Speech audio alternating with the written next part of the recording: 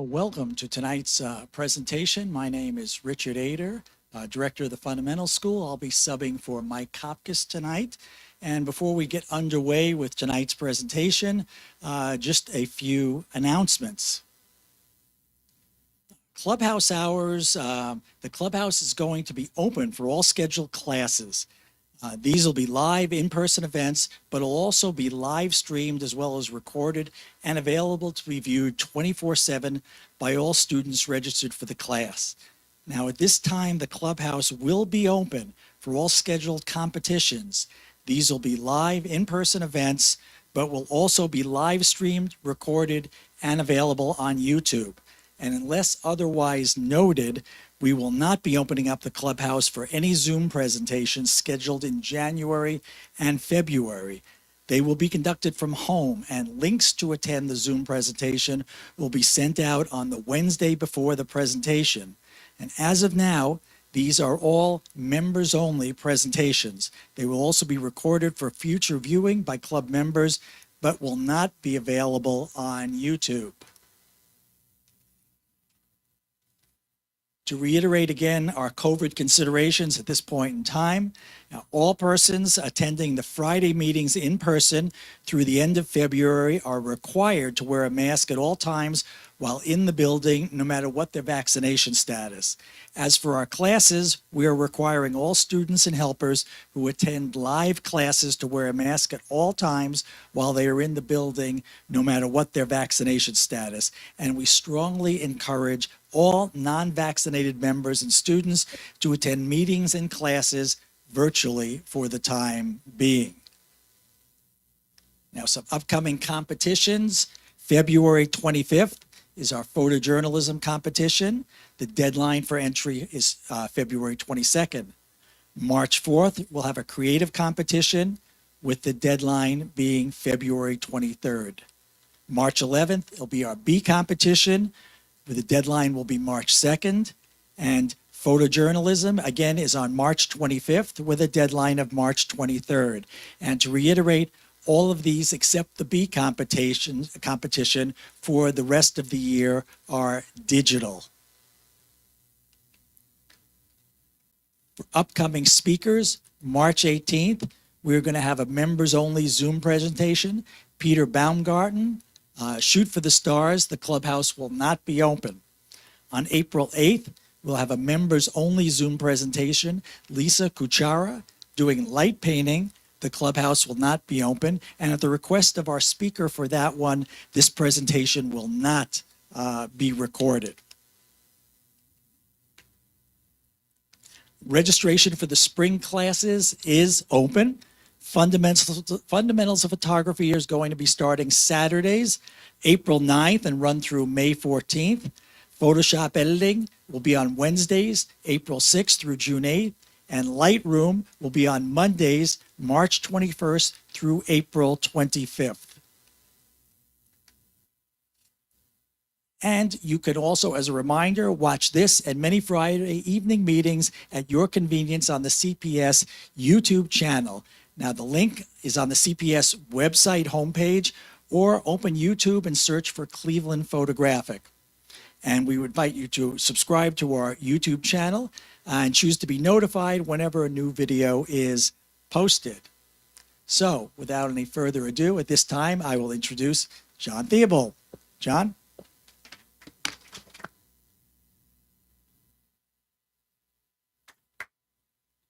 Is the sound okay? Is that good?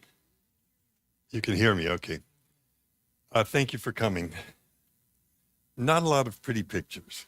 Observing our world through street photography and trying to capture decisive, unusual, or often overlooked moments.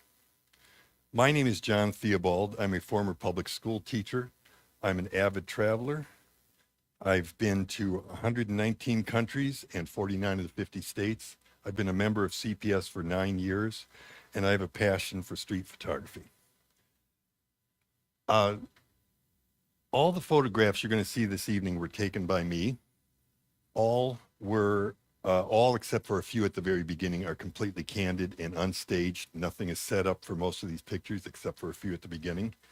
And please keep in mind, I am a traveler. Many of these photographs were taken while I traveled, but you don't have to travel necessarily that far for street photography. Cleveland and the Cleveland area, northern Ohio, are actually great places to do street photography. I would ask you please to hold any questions or comments till the very end, and I'd be happy to take those. And also, please keep in mind, I'm talking in general terms. Street photography as a genre is not necessarily carved in stone, and it's open up for interpretation, and I'm giving you my interpretation of it.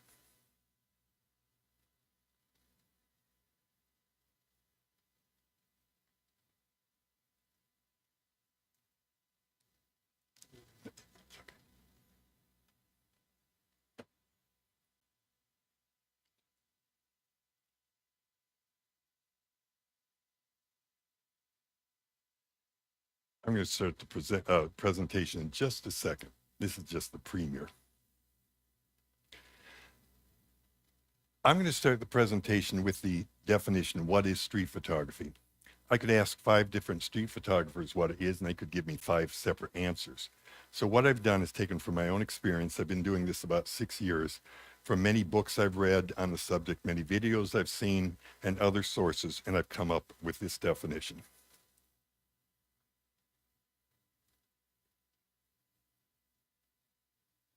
Street photography is candid, unstaged, unmanipulated, and very often spontaneous photography that tries to capture contemporary life, the human condition, various interactions, relationships, and emotions. It can sometimes tell part of a story or creative mystery for the viewer. It is usually taken in public places. Now, to clarify this definition, I'm going to look at those first 4 terms. The first term is candid. The photographs you're looking at right now are not candid photographs. Each of these photographs were taken of strangers, and I went up and asked them for the photo. So if you ask someone for a photo, it is not candid, therefore it's not street photography. This type of photography is called street portraiture. And most people, if you ask them on the street, they'll let you take their picture.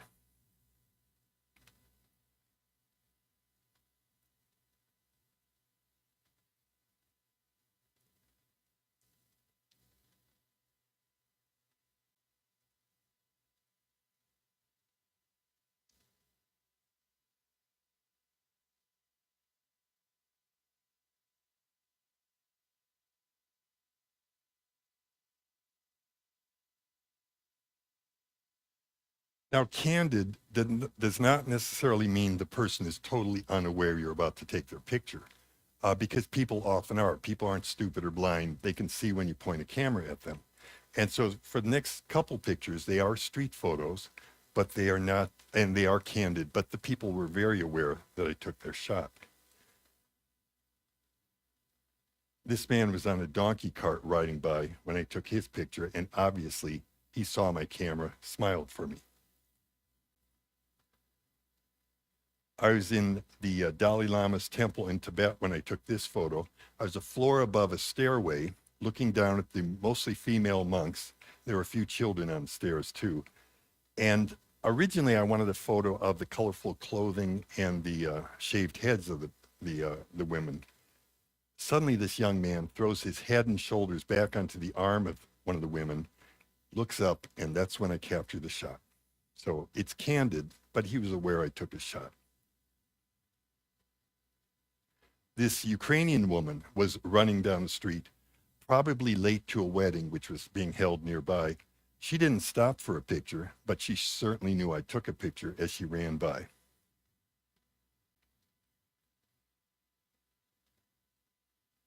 And this running horde of students were headed toward their school buses. They were probably late, coming back from a field trip. They were running down the street. All I had to do was pick up my camera, point at them, and they got this. I got this photo. Now, most of the time as a street photographer, we don't want people to ever be aware before, during, or after that we're taking their photograph. And for these shots you're seeing, the people never knew I took their shot. You try to be as discreet, as quick and quiet as possible. Try to capture their facial expression before it changes, before they see you. You want to capture their body language and what they're doing.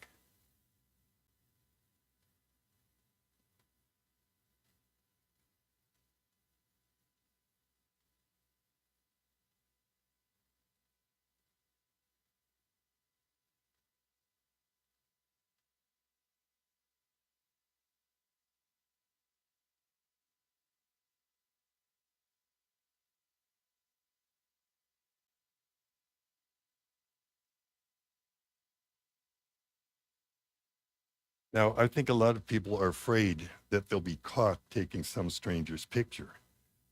And what happens when you're caught in the act? I was in Calcutta, India. It was a very hot day, and I'm standing underneath a tree next to a very large man-made pond. And in and around that pond were a dozen or so Indians who were either swimming, some were doing their laundry, other activities. And I saw one man dive under the water. He's swimming under the water, and he's heading in my direction. So I thought maybe it'd be great to get a picture of him as he comes up out of the water. And I did. He came up only a few feet away from me. And that's the shot I got. Now, imagine you opening your eyes and seeing someone pointing a camera right at you.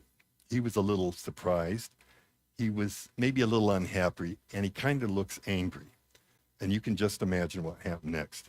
He very quickly got out of the pond, came over to me, grabbed my camera and threw it to the ground.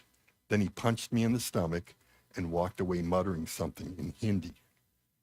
And as I said, you can imagine that happening, but that's all it would be, your imagination. Nothing like that happened. Nothing like that ever happened to me. And I hope it never will. I'm not guaranteeing it won't, but what I'm trying to say is don't be afraid of taking pictures of strangers. This is not the only picture I took of him. I actually took 3 shots because when I'm taking a picture of someone who's moving or an object that's moving, I often take more than 1 shot. So this is the first shot, the one I like the best. And if you look at his chin, you see a little water droplet. Watch that water droplet in the next 3 pictures just to show you how quickly I took these in succession. So first picture, second picture, third picture. He doesn't look like he's going to beat me up anymore, does he? No. After taking this picture, I simply lowered my camera. I waved to him, said thank you. He waved back, turned around, swam away. Often when you take pictures of people and they catch you in the act, they just smile at you. They don't have a problem with you. They're sometimes even flattered you took their picture.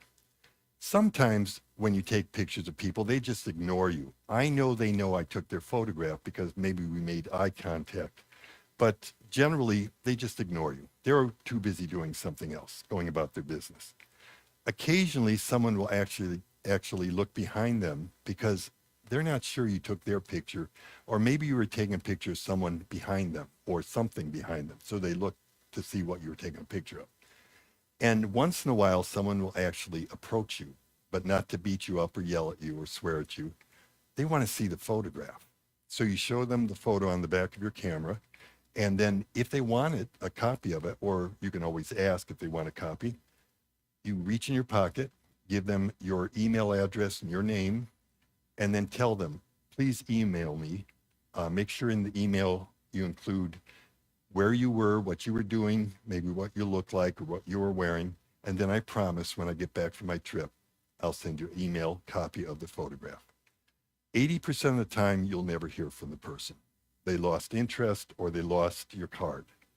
20% of the time, you will hear from them. And when you do, you send them the photo and they're usually very appreciative. So don't be afraid of taking pictures of strangers and being caught. Not facing it.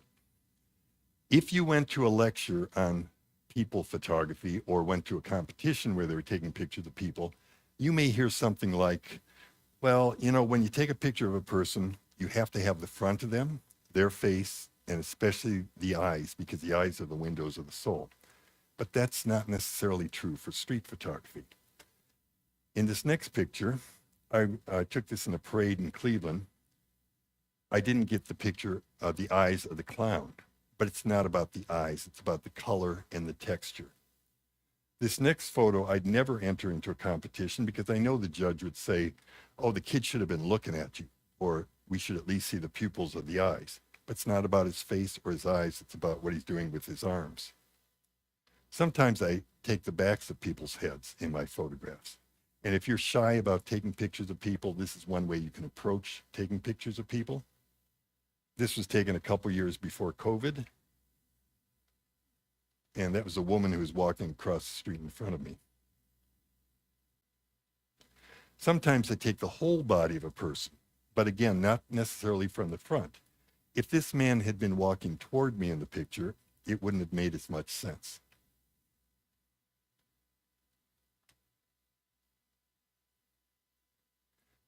Couple more back shots.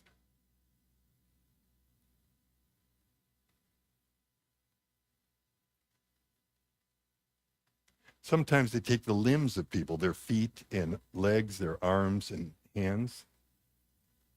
Again, if you're nervous about taking pictures of people on the street, this is one way to approach it. They won't think you're taking their picture as long as you don't point it towards the camera towards their face.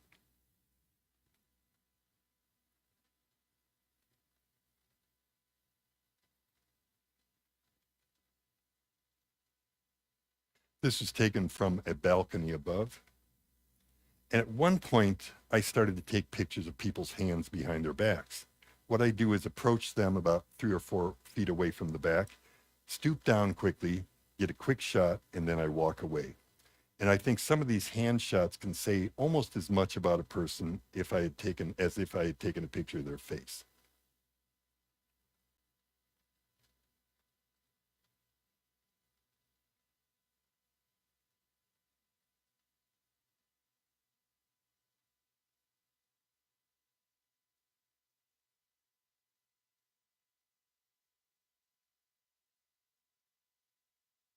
The next term is unstaged. And I don't have any specific photos to show you while I'm talking about unstaged, because all the photographs you're seeing this evening, with the exception of a couple of those portraits you've already seen, are completely unstaged. They're unset up, and they're not pre-planned. I just take the shot as I see it. You know, you can do anything with your mind. You can be as decisive or creative as you want. You can do anything with your body. You can move closer, further away, go to the left or the right. You can do anything with your camera. You can put it on any setting, use any kind of camera, any kind of lens. But where that lens ends is where your control ends. You can't pick up litter in front of you to take the picture. You can't ask anyone to be in a picture or to leave a picture. And if a dog wanders into your picture, you can't shoo it away. So take the picture as found, as is. Next term is unmanipulated. And here we're talking about what you do in the darkroom if you use film or in Photoshop. And I only do digital shots. If there are any rules in street photography, they'd be the same as in photojournalism. A photojournalist's job is to take an image and then keep the truth, the reality, the veracity of that image in its final product. So as a street photographer, there's very little you can do in post-production. You can sharpen it, contrast it, up or down. You can lighten it, darken it, but just a little bit. You can't do too much. You can never clone anything in or anything out, with a couple exceptions. So if I take a picture of 4 people and all of them have hats on except for one guy, I can't put a hat through cloning on that guy's head. If I take a picture and I look at my computer screen and I notice, oh, there are a lot of cigarette butts on the ground, or maybe someone has a tree growing out of their head, or something like maybe there's a woman in the background who has a very bright red dress on, I can't clone any of that out. They stay in the picture. You can clone out a couple things, though. If you get sensor dust on your sensor and that shows up on the picture, you can always take that out. If you're shooting in the rain or snow or dusty conditions, you can always remove those little particles or water droplets. And if you get an occasional little white speck or dark speck and you want to get rid of that, you probably can do that too. But you really can't clone anything larger than a speck out. I only shoot in color, but a lot of the pictures that you've seen have been in black and white because I often convert them. When I see a color picture, I look at it, and if the color is important, or if it doesn't matter if it's in color or black and white, often it stays in color. But sometimes color is very disruptive. Sometimes it will look much better in black and white. And also that woman in the red dress I couldn't clone out before, I can convert that picture to black and white, and now you don't notice her dress as much.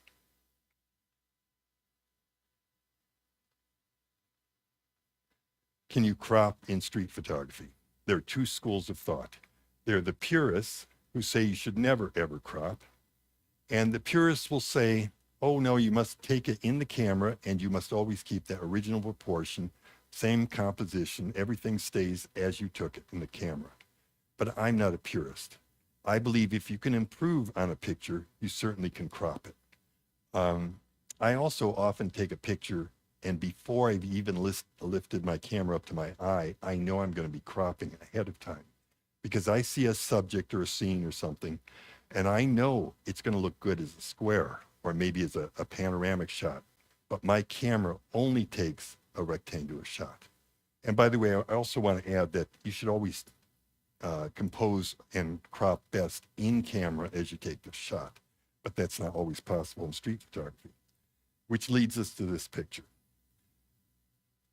I was in Hong Kong when I took this picture, and it looks like I actually took 3 shots that I put together in Photoshop, but it's actually one whole shot. Well, actually, no, it's not one whole shot. It's half of a shot because I cropped this about 50%. Here's the story. I'm walking down the street. I see a long line of people waiting for a store to open across from where I'm standing. And I notice the guy on the left starting to yawn. And I love taking pictures of people yawning. I just don't like people yawning during my presentations. So I knew very quickly to capture this yawn, I had to be quick. So I really didn't have any time to think. So I grabbed the picture. He was still yawning when I caught it. But I immediately knew afterwards that I was going to be cropping this shot by about 50% because parked on the road right in front of these people is a bright and shiny car. And this picture captured the top half of that car, which was very, very, distracting to the picture. So I cropped it by 50%.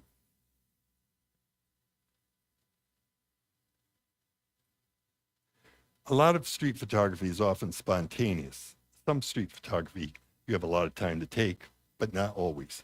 I was on a beach and I saw this man just about to jump. I could tell by his body language. So almost immediately, I had to have my camera up and ready to get the shot.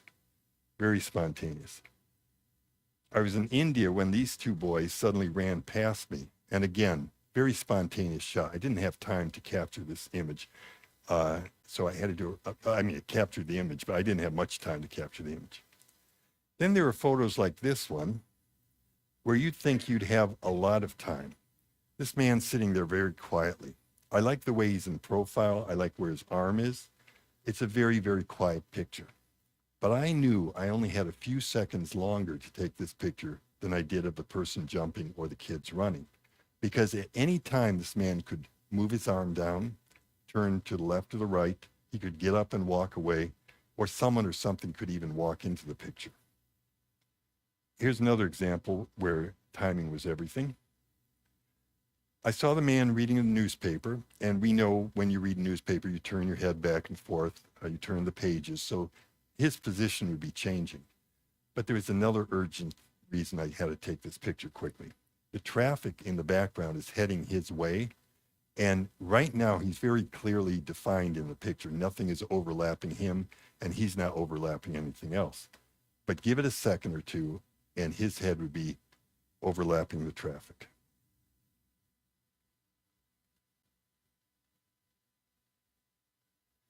What is it that street photography does not have to have in it? But it often does. If I went up to a stranger who knew nothing about photography and asked them, what's a street photo? They could say, well, I guess it's a picture of a street or a picture taken on a street. And they'd be partly correct because it often is. If I went up to a different person who was a little more sophisticated and asked them, what's a street photo? They could probably say something like, well, it's a picture of taken on a street in a big city, big urban area. And they'd be partly correct because it often is. But it doesn't have to be. You can do street photography almost anywhere. You can be on a beach and do street photography in Antarctica. You can be on a ship in the middle of the Atlantic Ocean and do street photography. And you can be in the Great Sahara Desert in the middle of nowhere, just outside of Timbuktu, and get street photography. So why is it that most of the famous street photographers through the history of street photography and most contemporary street photographers always seem to take pictures on streets and in big cities? They go where the fishing is good. That's why it seems they're always in big cities on streets. You don't have to. You can take street photography in the middle of a green field, but you're not going to get many pictures, and the odds are you're going to be waiting a long time. Take your camera to a small town, the odds are better, but you still may have to wait a while. But go to downtown Manhattan, Times Square, suddenly you have thousands of people. You have all sorts of traffic, activities, signs, lights, colors, geometry, buildings. Your odds of getting a street photo there is much, much better. How about people? Do you have to have people in your street photography? If you've been paying attention, every picture I've shown you has had street photography, has had people in my street photography, but you don't have to. There are other members of your family who are not people. I'm not talking about your uncle. I'm talking about your pets, your cats and dogs. And about 5 years ago, I discovered the joy of taking pictures of dogs. Now, the first several pictures you're going to see here are people with dogs, because I also like to capture interaction. I like people with their pets.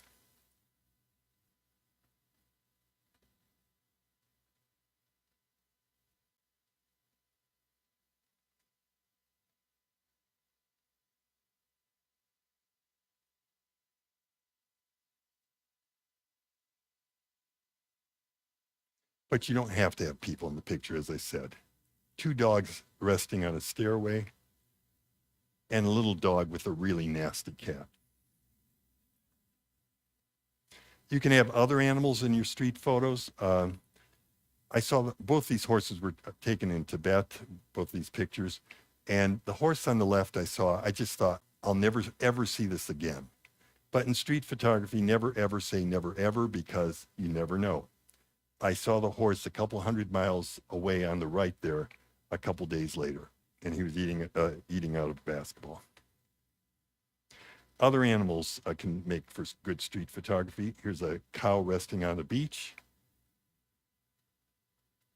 A cow wanting to hitch a ride.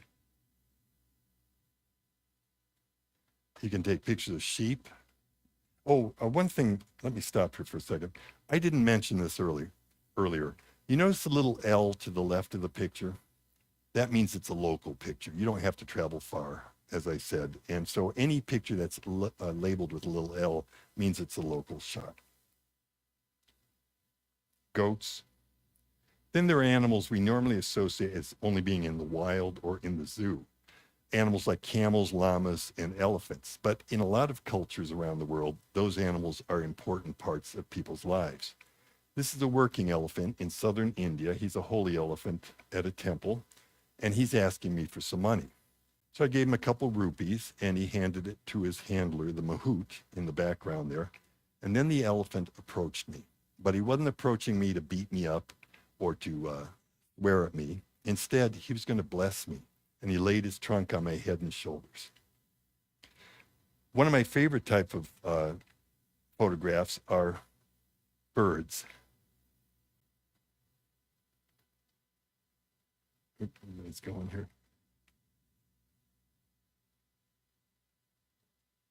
Not yet. Technical difficulty. 1 second, please.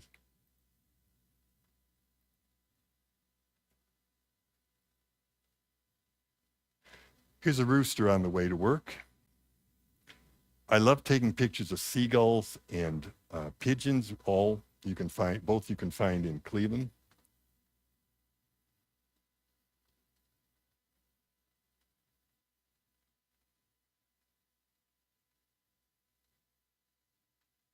And this last picture of a pigeon, it seems like he's comparing his tail feathers to that of the peacock.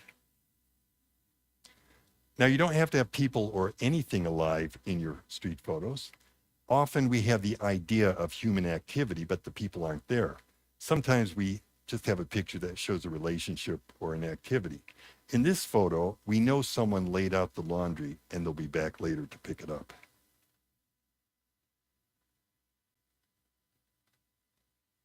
Here's the pot man going down the road. He's under there somewhere. Here's a relationship between an electric pole and an amusement park ride.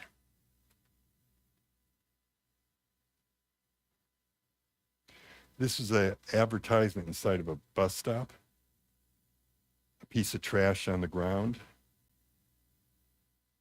I like taking pictures of statues, but again, there should be some sort of relationship or interaction. Here I juxtaposed the Peace Memorial statue downtown with Abraham Lincoln's statue.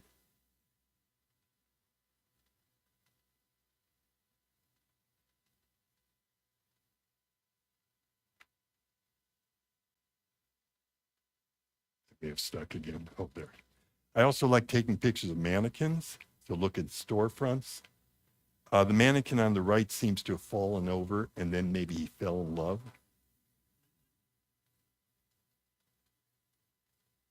And in this picture, it looks like the large advertisement is peeking in at all the naked ladies.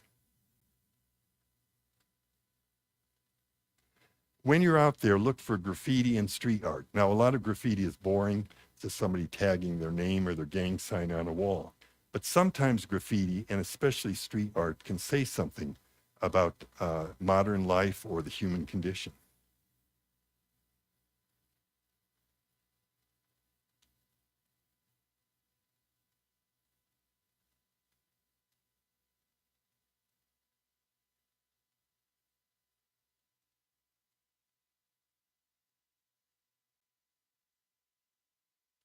In this photo, you think somebody would use their cell phone to call the police.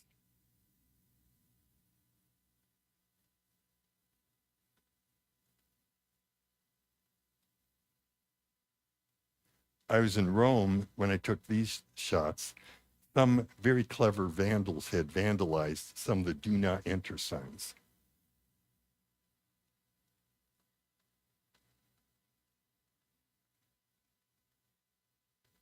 And this is one of my favorite combinations of graffiti with street art. I saw this painting. It was painted by Ben Slow, and I know that because he signed it at the bottom. And some critic came along and painted at the top that Ben Slow's art is average. And if you're going to insult an artist, call their work average. I like to think that Ben Slow figured out who did that and then painted Nat has herpes. When you're on the street, make sure you look for words. Sometimes the words don't fit the picture, and sometimes they do. Look for signs. Signs can be funny. Sometimes they can be strange or very truthful in this case.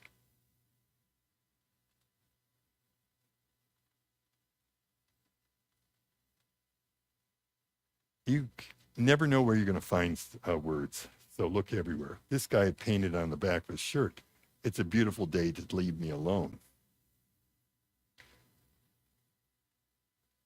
It's sort of ironic while he's riding in a subway, but give way, skipping through the street in full swing. Again, you never know where you're going to find words.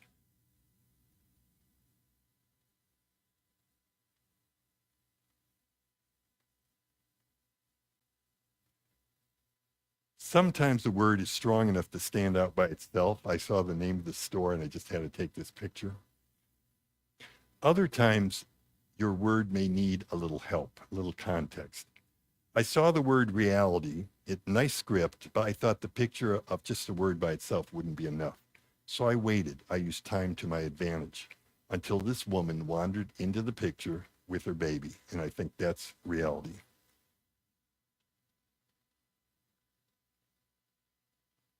Another example, I saw the sign, "I think you should just go for it." I waited until I had some context.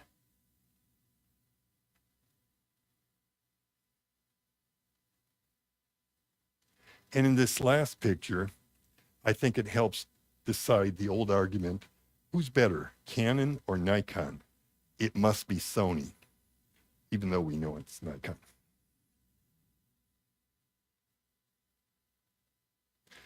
I said you don't have to be on the street. You don't have to be in a big city. You don't even have to be outside. Take your camera inside for photography. One of my favorite places is museums. So I turn off my flash and I turn up my ISO.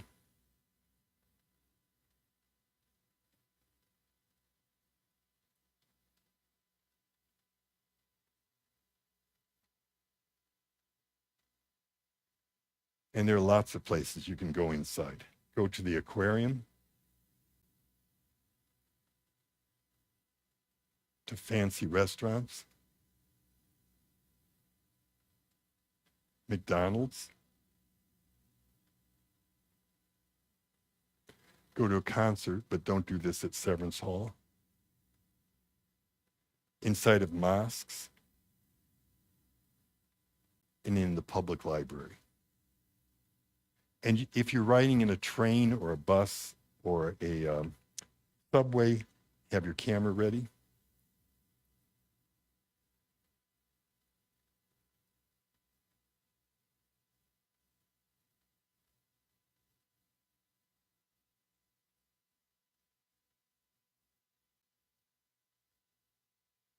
Whether you're inside or out, look at windows, doorways, entryways for a picture.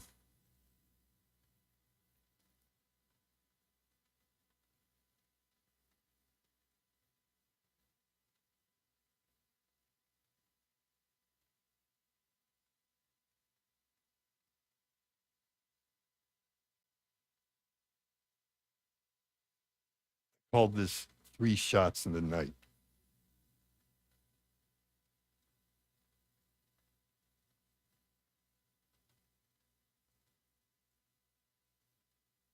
And this one's a shot in the light. Look for car windows, van windows, train windows, bus windows for potential pictures.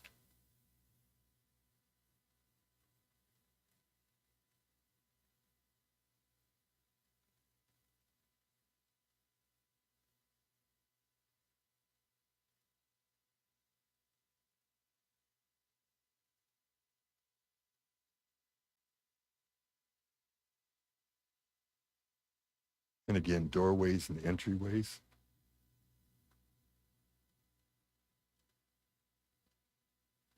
This last picture is my favorite entryway I've ever seen. It was an entry into a temple.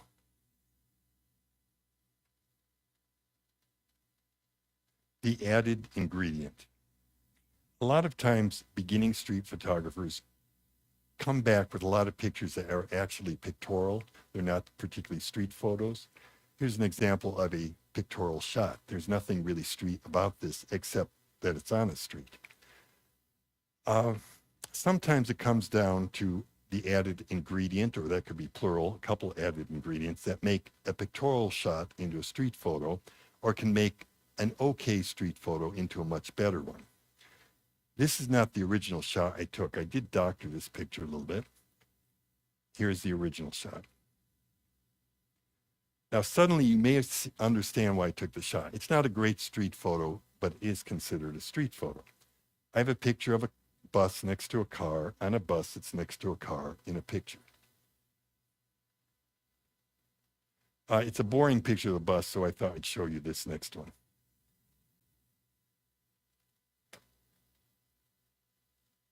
So let's look at a couple pictures and see what the added ingredient is. People moving furniture would have been a street photo, but in this case, it's the posters on the fence that make it a better street photo. 4 people on a motorcycle is a street photo. Let's see if this is going, maybe I didn't touch it. But the little boy's face makes it a better street photo. 3 people on a motorcycle is a street photo, but it's the mystery of that lipstick kiss on the rear view mirror.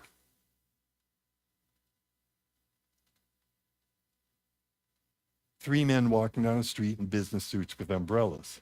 The added ingredient, they're all lifting their right foot at the same exact time.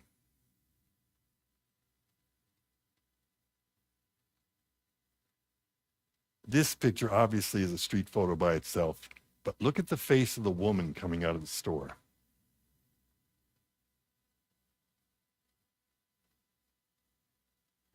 Here's a wedding party going to a temple. Everybody in the party seems really happy, but look at the face of the bride under that veil. She looks like she's on a death march.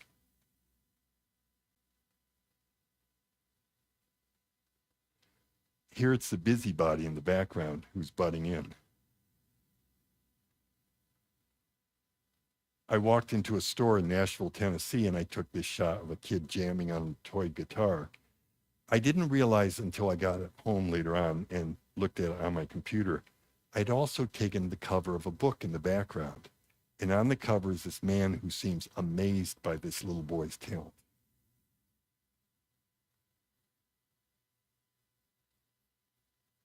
Sometimes street photography can say something about contemporary life, and this is a very 21st century photo. Something spectacular is happening above these people's heads. But wouldn't you know it, there's somebody with their face in the cell phone texting. Look at the woman on the far right.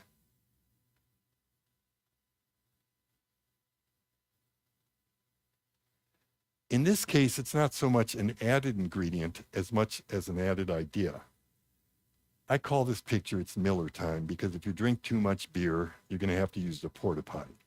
I call this picture, it's Miller time, because the name on the porta potty is Miller. And I call this, it's Miller time, because the most common last name among the Ohio Amish happens to be Miller. So at least one of those women are a Miller. Okay, what do you need if you want to start street photography? You need a camera that you're comfortable with, that you know how to use, that you can handle easily. You also need just about any kind of lens. Now, I would caution people who's starting street photography, don't buy a new camera, a new lens for 6 months at least. Save up your money. Several reasons why I'd recommend that. First of all, you don't know if you'd like street photography or not, so use your equipment. Don't invest in anything new yet.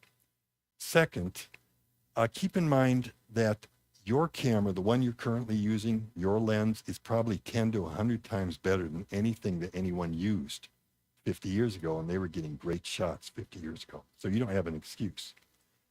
Also keep in mind that, like many other types of photography, the camera is only 10 or 15% of the actual photography. Most of it is what you do, how you take the picture, what you see. And keep in mind, first of all, you have to go out there. If you're not going out there, you're not getting any pictures. Second, you have to see the world around you. You have to concentrate on what's happening around you, or you won't get any photos. Once you see something you want to take a picture of, then you have to learn to react spontaneously or quickly to be able to capture these images. And the last thing you have to do is become comfortable being in strange places, taking pictures of people who are right next to you, being surrounded by people. And for a lot of people, that's a turnoff. You will need a good pair of walking shoes. You need a lot of time, and you certainly need a lot of patience. Your success rate in street photography is very low. This is what I use. I have a Nikon D850. I saved up for at least a year to buy this. It is not a camera most street photographers would recommend. It's full frame, and that's a plus, but it's very heavy. I can carry it around for 12 hours. That's no problem. But to some people, they may not want to do that. And by the way, I don't carry it around my neck. It's in my hand at all times. It's also a large, conspicuous camera. And a lot of times they say, oh, no, use something smaller. You don't want people to see your camera. It works for me. I use a telephoto lens. It's a Tamron, but it could have been a Nikon or some other brand. It's a 35 to 150 millimeter. The reason I like that is for the flexibility. I can literally take a picture of someone next to me, and then a second later, someone across the street. If you use a telephoto lens, please don't make that a crutch. You don't want to depend on always taking pictures of people across the street. You want to be comfortable taking pictures of people next to you. I don't use a tripod, never carry it. I don't use a camera bag or a backpack. I never take a second camera or a second lens. I shoot with one lens, one camera. I always have extra batteries and photo cards with me, because that's the worst thing to happen is run out of that battery space or photo card space. I sometimes carry a cheap shower cap with me, because if it starts to rain or if I'm on a beach and the sand starts blowing around, I can throw it on my camera for protection. My usual settings, I usually start with aperture priority. I like to control what the depth of field is. I usually start with f-stop 8, but that can change. Even on bright sunny days, I'll shoot with ISO 800 or even higher. I'm frequently going from bright sunlight to shadow to shade to sunlight again. I find a higher SIO helps. I shoot in the finest JPEG setting. I don't shoot in RAW. People have said, well, maybe you should shoot in RAW. Two reasons I don't. I spend a lot of time on the computer as it is, and if I shot in RAW, that's even more time converting to JPEG. And the second thing is I'm not shooting fine art. Art. I know it's not like a studio portrait or a landscape where you would want to shoot in RAW, where the light and the color is so important.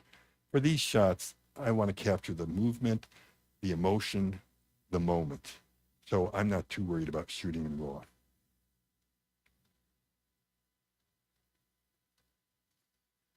Couple techniques, and then I'll give you a lot more later on.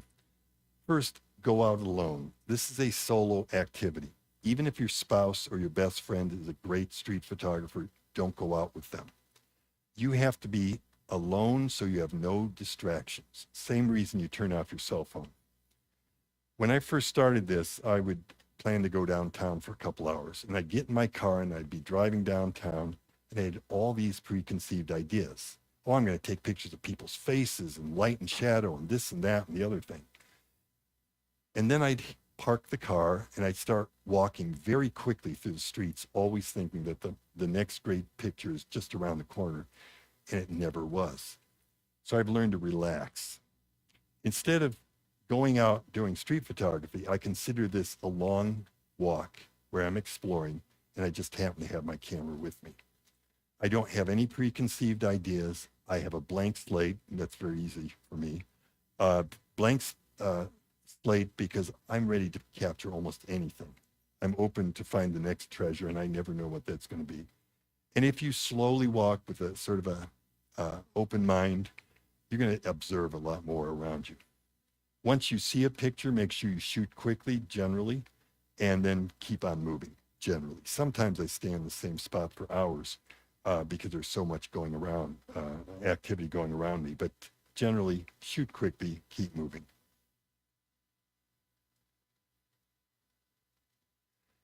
Try to blend in. Don't wear the tuxedo to the beach because you'll stand out too much. But don't hide either. Don't hide behind a bush or a wall or a tree or anything. Try not to act nervous. If you're acting nervous or creepy, people will pick up on that, and that makes them very uncomfortable. If they're uncomfortable, they're going to be very suspicious of you. And if you're anything like me and you enjoy as much as I do street photography, you're going to be smiling. Smile, smile, smile. And if you're wondering what this is, it's a dead shark that I saw on a deck somewhere.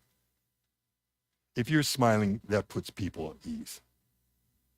Okay, we're going to take a 5-minute intermission. And I'm going to ring this bell at about the 1-minute mark so that you can come back. If you come back later, or if you don't come back at all, that's fine. The second half is about as long as the first half. So thank you for coming. I'll see you in 5 minutes.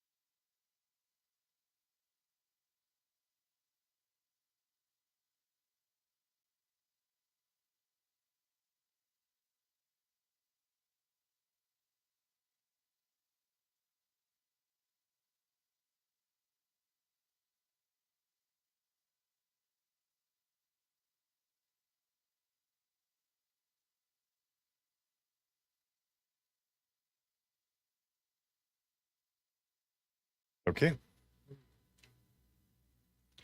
Welcome back to the audience and anyone watching on YouTube. And I'll continue with the second half. And the first thing I'm going to talk about is the legality, the morality, or the ethics of street photography, which is often a problem people have. Is that going?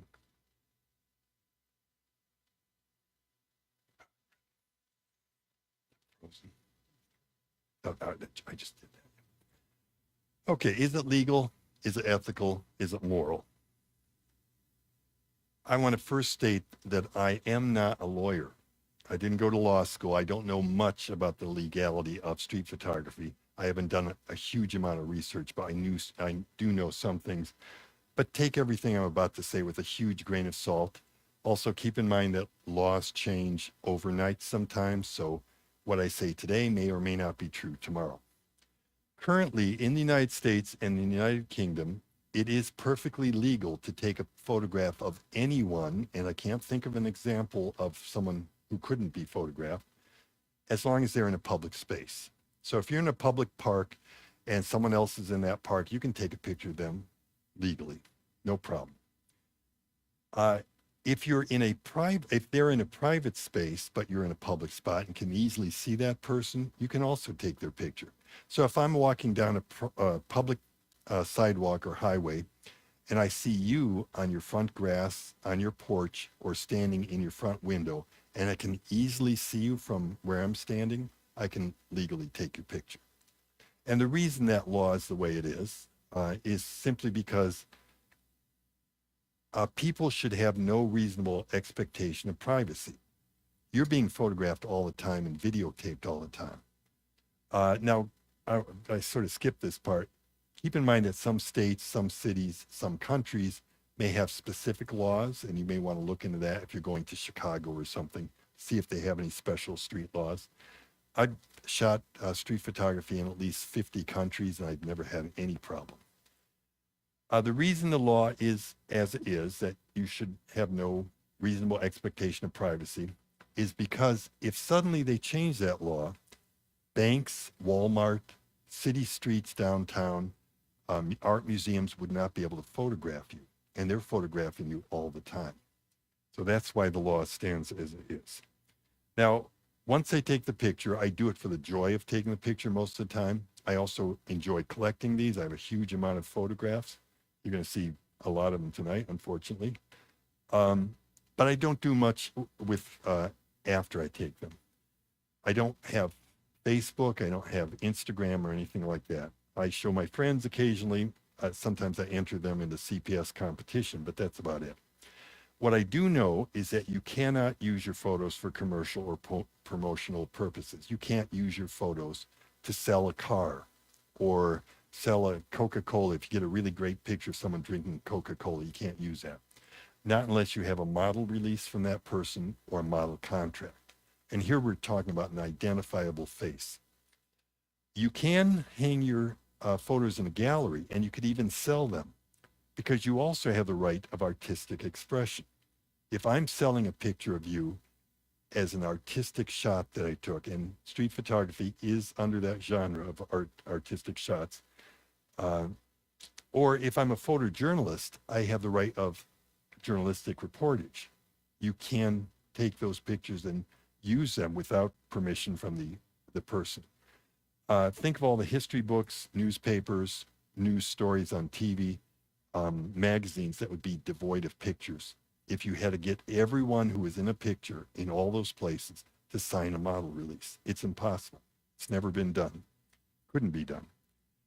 If you want to self-publish a book of your photos, that's great, and that's a great idea. That's something I'd eventually like to do. I wouldn't sell the book, but if you want to sell it, be very careful about who you use or what you use on the cover. If you have an identifiable person on the cover of a book, you may not want to do that, because a person could sue you because you're using it to promote the book or as a commercial.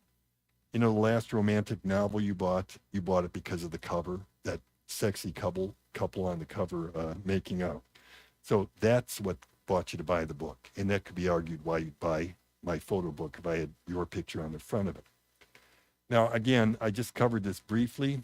I suggest you Google the latest information and make sure you read all the fine print. Now let's go to the next part, which I think is more questionable. Is it moral or ethical to take these photos, to take pictures of strangers on the street? I have two answers for you. The first answer is, it's up to you. We all have slightly differing senses of ethics or morality, and your high school ethics was certainly different than what you feel now. There are things you would have done in high school you'd never do now, and vice versa. So that's the first answer. It's up to you. Second answer is it moral or ethical? Yes, it is, because you're not doing anything wrong. If you're taking these pictures to slander, defame, or truly embarrass a person, you're doing something wrong. But if you're just doing street photography and not trying to defame someone, you're doing nothing wrong. Three subjects that often come up when people ask about the morality or the legality of it. Three subjects would be, first, police. Can you take pictures of the police? And the answer is yes, you can. Just don't interfere with their job. You don't want to interfere with anyone's job. And they have to be in public. You can't go into a private building and take pictures of police.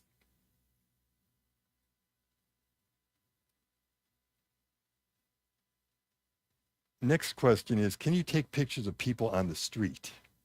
Is that okay? Well, again, legally, if they're in a public area, you can take their picture. Is it moral or ethical? The answer is, it's up to you. I take very few people of the few pictures of people who are truly homeless or beggars. I do take some though, and usually I have a good reason to take it. This woman was begging on the street, but I don't have her face in the picture, and I took it because of the color and the repetition of the walls.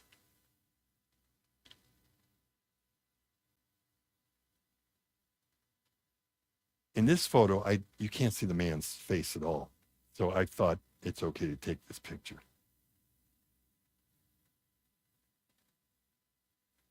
Sometimes the homeless or street people have a great sense of humor. I saw this guy sitting there with a sign, "Homeless will fight your mother-in-law for spare change." And I don't think you can read the cup, but the cup says, "It is our pleasure to serve you." I also didn't include his face. But sometimes I do include the face, but generally I have a feeling that it's usually going to be okay with the person. I saw this man in Vancouver. He was homeless, or at least he was on the street, and he used cardboard boxes to make a boat. On the side of the boat, it says the SS Money Magnet. He's got a fishing pole and a rod and reel, and at the end of the line is a cup where he collects his tips. I took this picture without him knowing, but immediately afterwards, I walked up to him, showed him the picture. He loved it. We laughed, and I gave him a big tip. Now, I do take a lot of pictures of people on the street, but they're not homeless. These are people who are working or have jobs they're working, yeah. Often in tropical areas or sometimes in the heat of the summer, you'll see people sleeping on the street. They're just taking a siesta.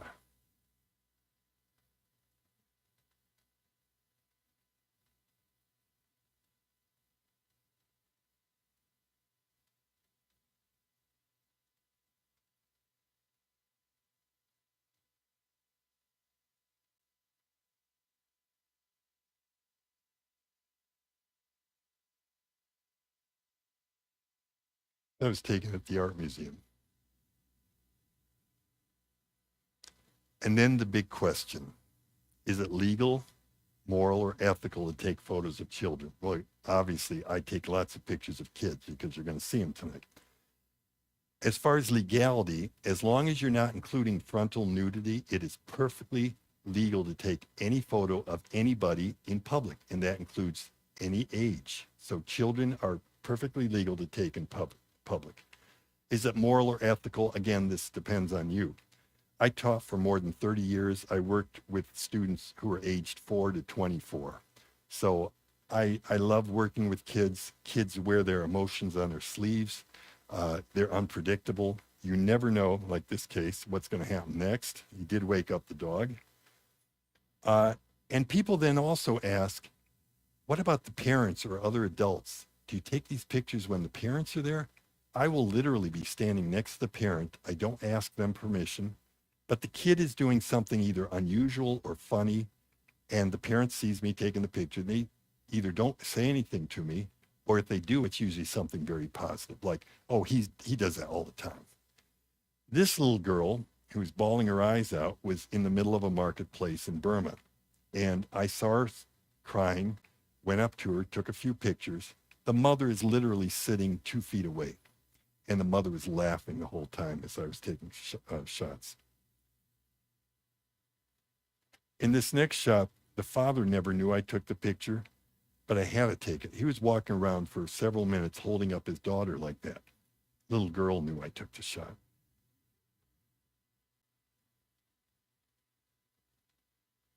So again, this is up to you. If you feel uncomfortable taking pictures of children, don't take them.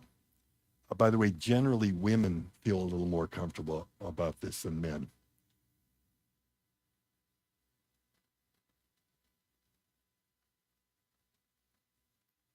Probably the two most interesting types of people to take pictures of: kids under 10, adults over 65.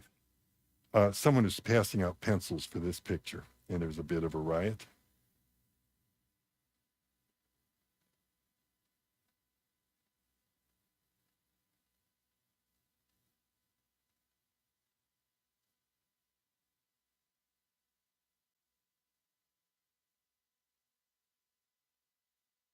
This little girl had discovered a rainbow.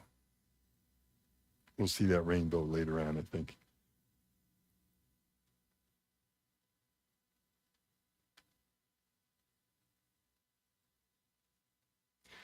Okay, so we're going to go out and take some shots.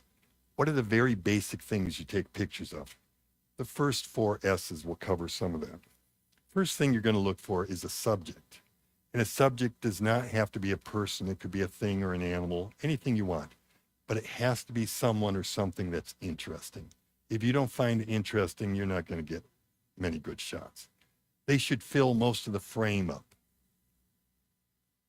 Try to have your background as simple as possible. Don't have a lot of clutter in your picture.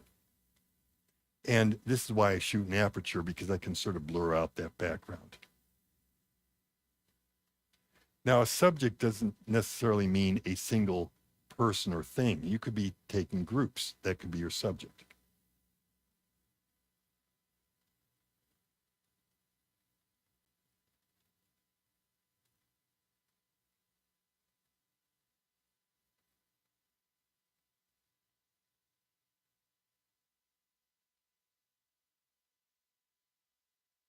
The next S is scene. To do scenic street photography, you don't necessarily have to have a subject. You may have a subject or two in it, but they play a minor part. You want to fill up your picture as much as possible with what's in the scene. You want to pay attention especially to the foreground, the middle ground, the background. And again, be careful that you're not taking a scenic shot that's not a street photo. In this shot, if you remove the man from the wall, it's a pictorial shot. It's not a street photo anymore. Again, you don't always have to have people in it, but sometimes you do. Look for interesting backgrounds. Here I have a subject, but he's very, very tiny. It's a man sitting on a chair reading a newspaper. He's surrounded by the scene.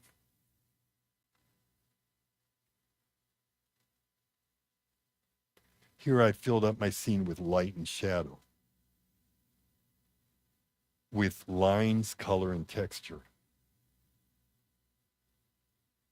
I walked behind this metal stairway going up from the beach, and I created a scene by using the man just behind the stairway. And in this picture, I used the shadows of the poles to help fill up the scene. Next S is situation. Situational pictures are probably my favorite type of street photography. They're probably the most difficult to capture because you usually see a lot of subjects, usually scenes, but situations not every day. So Look for situations, something happening. These tend to be the best pictures that tell stories. Sometimes the situation's real simple. Two guys playing chess, three people looking at an unusual moth, two guys looking at something else, the junior high girls making fun of the boys,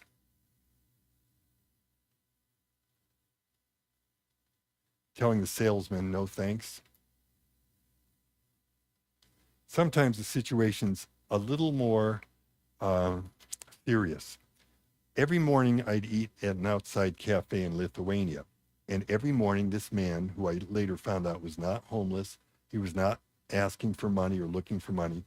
In his retirement, he loved to sing, and he would appear on the corner of the street near the cafe and just sing religious and patriotic songs. One day, two Russian thugs, and I found out they were Russian later on, came up to him, and for some reason they're threatening him. Eventually, one of the thugs punched the man in the stomach and he fell over.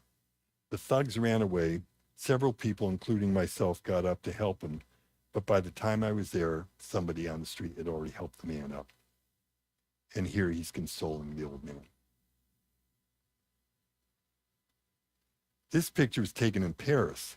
Two Romani young ladies, or gypsies, came up to this tourist couple, and they were either going to scam them or pickpocket them, but the tourists caught on.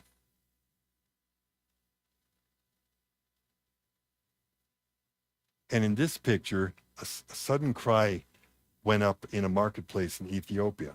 Some thief had stolen someone's money, and the thief ran right by me.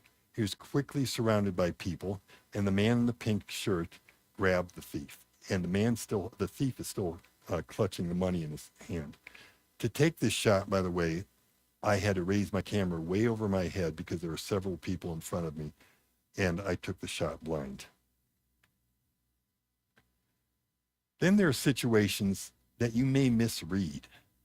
This looks like some bully is picking on some guy, but that's not what this is about. The woman who looks a little concerned is actually doing Tai Chi. The man in the middle is a Tai Chi instructor. He's putting pressure on the other man while the man is trying to balance and learn to keep balance. Look at the man on the right's feet. He's on his heels trying to balance.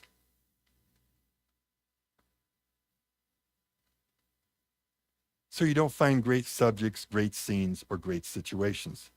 That doesn't mean you go out and don't take pictures.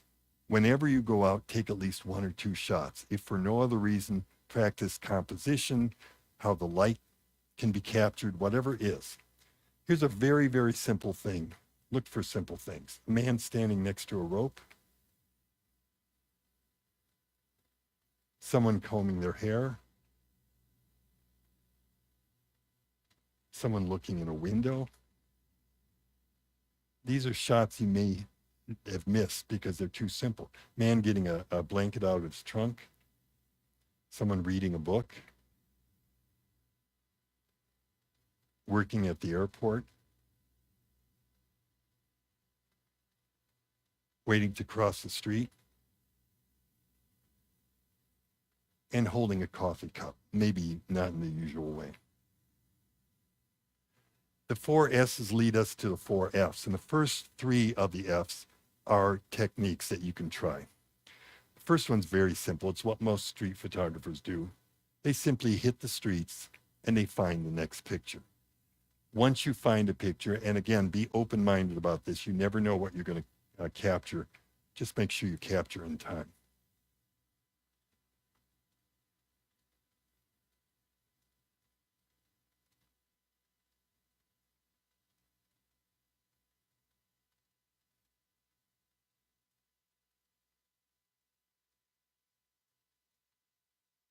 That was at Edgewater Park.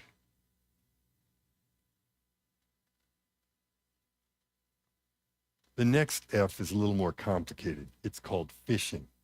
So you're walking somewhere and you suddenly see this great scene in front of you. The only problem is if you took a picture of that scene, it would be a pictorial shot. It wouldn't be a street photo. You want to make it into a street photo. You can't ask anyone to come in the picture. but you can wait until they do it on their own. That's called fishing.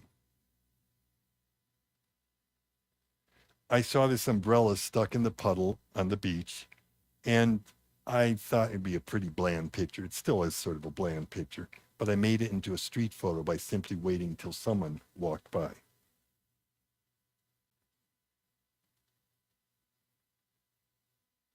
This would have been an architectural photo, except I waited until people entered it.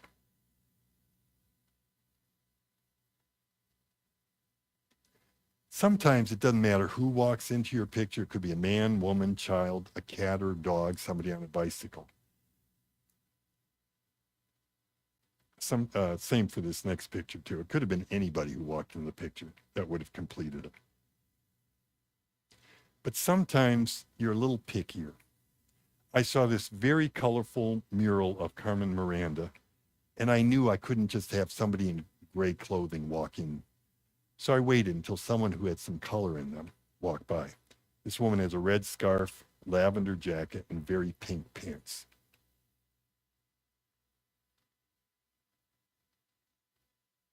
In this case, you immediately see the eyes and then the yellow paint. I needed someone with strong body language and with some bright color. Now, she's dressed in black, but at least her body language is interesting, and she has a bright red bag.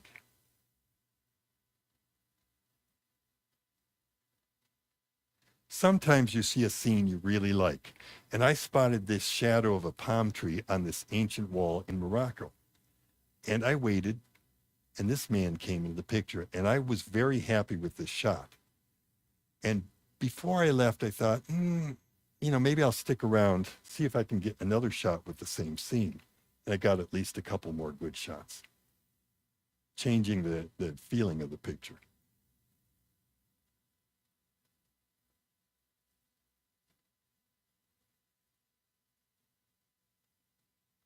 Sometimes the body language of who walks in your picture is important. This is taken in front of the old Higbee building near Christmas a couple of years ago, and they had the wings on the inside of the window at the casino. And I took several pictures of people walking by. This is my favorite because the man is turning his head.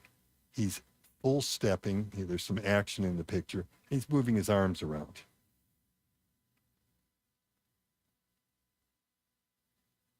In this photo, the man looks like he's sneaking around. He wasn't, but for some reason, I just captured him as if he's looking like he's doing something illegal.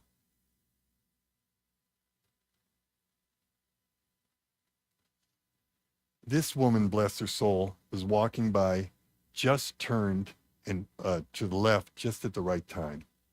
I have no idea what she was looking at. And this next picture, the man was looking at a construction site on a building across the street, but it looks like he's looking up at the Giants.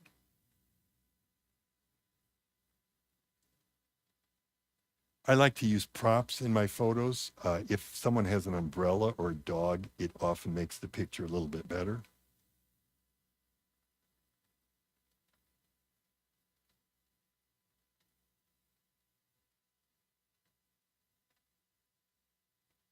Sometimes we get really fortunate with these pictures. I like the pattern of the pavement. I like the poles, the dark tree. I was waiting for someone to walk in, and this guy drops his water bottle just at the right place. This next picture doesn't look like it's fishing, but it actually was. I walked by a bus stop in Japan, and I saw nobody there. Nobody was sitting there. But I noticed somebody had stuck a word balloon or a thought balloon on the side of the wall. And I just thought, gee, if I only had someone sitting there. But I wasn't going to wait around. I wanted to get to a museum or a temple or something. So I continued walking. About an hour and a half later, I came back just to see if there was anybody at the bus stop. And here's this guy sitting in the exact right position. I was about to take his picture. He had no idea I took this photo. When he started to fidget around, he was moving. And I thought, I better wait until he stops fidgeting around. He was getting a cell phone out of his pocket. He lifts his glasses over his eyes, and then he starts to yawn. And that's the moment I got the shot. In this photo, I couldn't have asked for a better subject to walk in. I was across the street and there was a restaurant with this large crescent of balloons in front of it. The red, white, and black balloons. I saw two people standing under the balloons. One was a man who's in the picture there somewhere. He's sort of covered by the clown. And the other was this woman. And her coloring matched the balloons. Pale light skin, dark hair, and a red suit. So I was about to take that and I thought, no, I'm going to wait. And there were several people who walked into this picture, just didn't fit it. And suddenly from around the corner on the side of the street where the restaurant was, comes some clown with a buttload of balloons. And I'm hoping the whole time he'll walk past this restaurant. He could have turned around, he could have crossed the street, but he kept on walking. So that's the shot I got. And the added ingredient for me is that the woman who was pretty much expressionless up until the clown arrived is now beaming. He must have said something funny to her. And then there's something I call reverse fishing.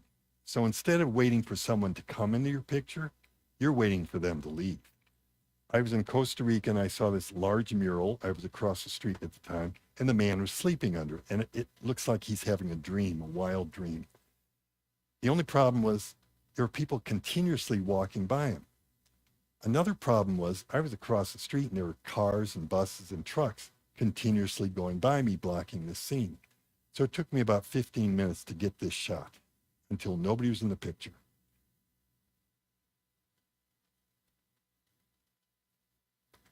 If you're doing fishing, consider the walking triangle. The walking triangle is when people's feet are furthest apart when they move, and it causes a triangle. This adds some interesting movement to your picture, shows action. It can also add triangles. And if you can add triangles or circles or squares to a picture, that's usually a good thing. It can also create a feeling of stability. If someone's carrying something, often that triangle adds a little stability to your shot. Next step is following. Now, I don't do a lot of following. I never did, but I do even less now that I'm older. Following is where you are standing on the street and you're looking in this direction, but from some other direction, someone walks by or something goes by, which would have been a great shot. And by the time you notice it, it's too late. So you usually give up. But occasionally, in this case, in the picture next, I thought I'd go for it. This guy walked right by me. I didn't notice him at first. He was already several feet ahead of me. There were people in between him and myself. But I thought I'd follow him. So I went about 2 blocks with him. Never got a good picture because there were always people in between us. He turned left into a large open plaza. The people disappeared and I got this shot. And the same thing for this next picture. Both these were taken in Dublin, Ireland. This man walks right by me. I had no idea that he was there when he walked by. I turned around because I thought I saw him holding something, and I saw he was holding this large yes sign. He was walking very fast. It took me a while to catch up. He finally stopped at a crosswalk, gave me time to get up to him. As he's crossing, I took several pictures. He must have heard my shutter go off, and that's the picture I got. And the last F is failure. It doesn't matter if you're trying to dance or cook or learn to read or do anything. You're going to have to deal with failure. And with street photography, there's a lot of failure involved. You're going to miss so many pictures. Failure is only failure if you fail to learn something from it. It's good to fail because it helps us grow. It propels us forward to try different things. Alex Webb is a very famous street photographer. He's photographed for more than 40 years. He's published over 30 books. And his quote is, street photography is 99% failure. And he's a world famous photographer. Still has trouble with it. Now, usually the failure is on my part. I didn't have the camera set right. I missed taking the picture. I was too slow. Something went wrong. And it was my problem. But sometimes someone walks right in front of you when you're taking a photo. And that's called a photo bomber. I used to hate photo bombers because they ruined so many of my pictures. But now I sort of love photo bombers because they can make a picture a little more interesting. I was originally going to take a picture of this young lady on the bike. She's looking at her cell phone. And just as I took it, I was photobombed from both sides.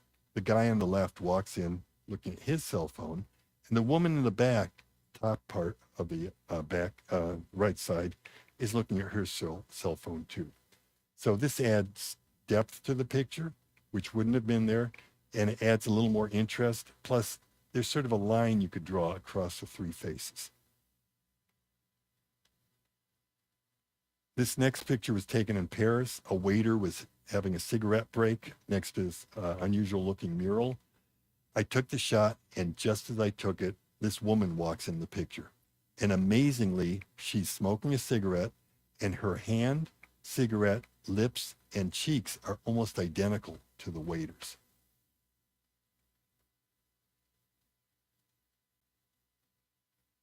I was in Morocco, and originally I was going to take a picture of the checkerboard wall, the red and white wall, and the man was going to be on the far left, and he was standing there in profile. He was looking off to the side.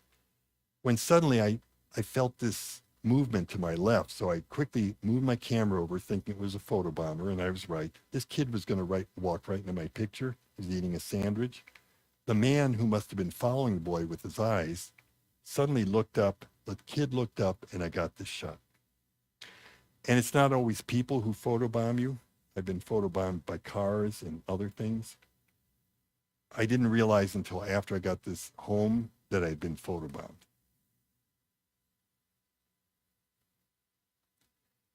If you want to try something different, shoot from the hip or from your lap. This is something I'm not very good at. I tend to cut a lot of heads off. I tend to take a lot of pictures of sidewalks, plain old sidewalks, or people's feet. And I don't want their feet in that case. But it's a good thing to try out. A lot of times I'm shooting from my lap. The first two pictures you're going to see are from my lap. I was in an Israeli train station. This soldier comes up, looks at his cell phone. I'm sitting at a bench. I was either too nervous or too scared or maybe too lazy to raise the camera up to my face. So I thought, I'll go for it. I'll try it from my lap. And I did capture his image. And by the way, there was a lot of noise in the train stations, so he never heard my shutter go off. This next picture is a lazy picture. I'm sitting on the bench. This kid comes running by doing karate moves, and I just took my chance. The next three pictures are hip shots. And sometimes with a hip shot, I actually stop for a second to take the picture, but sometimes I continue walking, and I hope it doesn't blur. Here are two places you don't put your finger during COVID.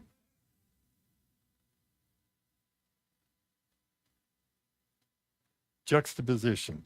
Juxtaposition is where you take two or more objects, people, images, whatever they are, and you place them one in front of the other or possibly next to each other. You're trying to create a relationship, interest in a picture, maybe layering, and often you're creating an opposite feeling. You're looking at two things that are not quite fitting together. I took this photo of a large advertisement in the airport, the man walking by, and the shadow of the grill above, juxtaposed. Here I have the sense of old age and relaxing and young age running around.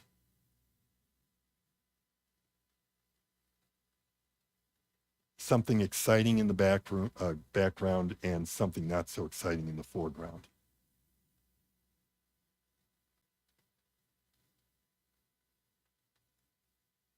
Happy and not so happy.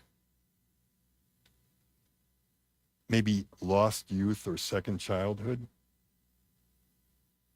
In this case, I juxtaposed the man going down the escalator, the flowering plant, and what's almost a silhouette of the window washer.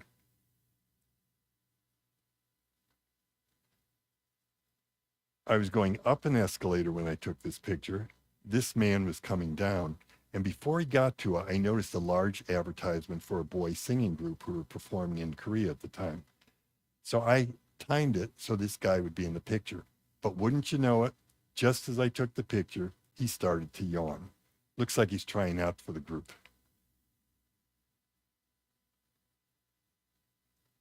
You never know what you can juxtapose with each other.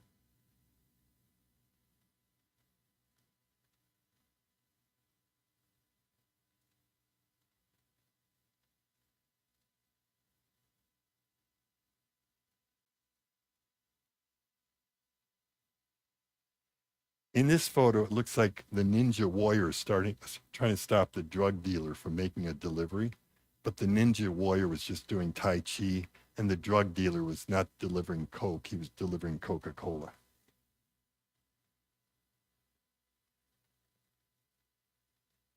And for this picture, I closed up my aperture to its highest f-stop to try to get everything in focus. I saw pigeons on a wall, and just beyond the wall were people at the beach. The added ingredient, by the way, is the man looking up in the air as if to wonder if more birds were going to arrive. Wait for it, the decisive moment. Henri Cartier-Bresson is considered the father of street photography, and he coined the phrase, the decisive moment. It's the moment that the picture can best be taken, and that's usually with an action shot. You missed the boy flying earlier, but a second before the boy was flying, he was on the ground. A second after, he was also on the ground. This man would be in the water in a second or two, so this is the best time to get a picture. Not all photography has a decisive moment, but a lot of street photography does. In this picture, the decisive moment is just before the man bites into the sandwich, the man who's sitting down, the bass player.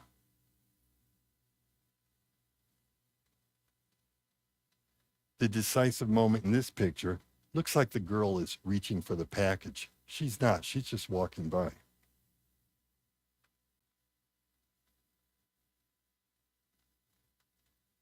Both these hula hoops were moving a lot when I took this picture. So again, down to the decisive moment. Just when she walked between the bikes, just when things seemed to line up on the beach, just the moment when he discovered his pants fell down. And just the moment the surfer lost control and is plunging straight down into the water.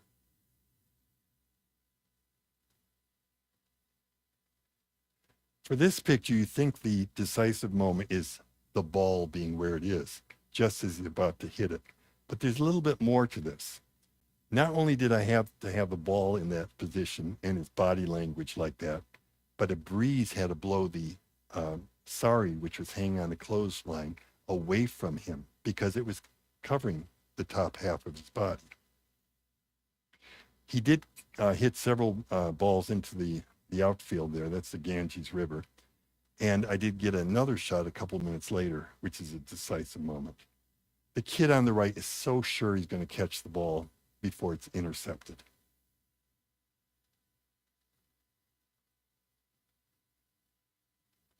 And in this shot, the decisive moment, fishing, and juxtaposition come together to form one shot. That was a large advertisement on the side of the wall. Look for color, light, shadows, and silhouettes. Sometimes the picture is only about the color. Sometimes it's only about one color. Sometimes you have a lot of color in your pictures, but some of the colors may be muted. Sometimes a little brighter, and sometimes very vivid.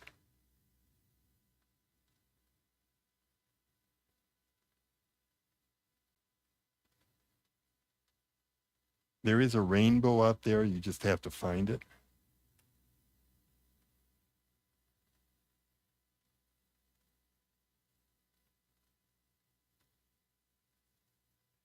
And to color, look at the light source, or look at how color is affected by light.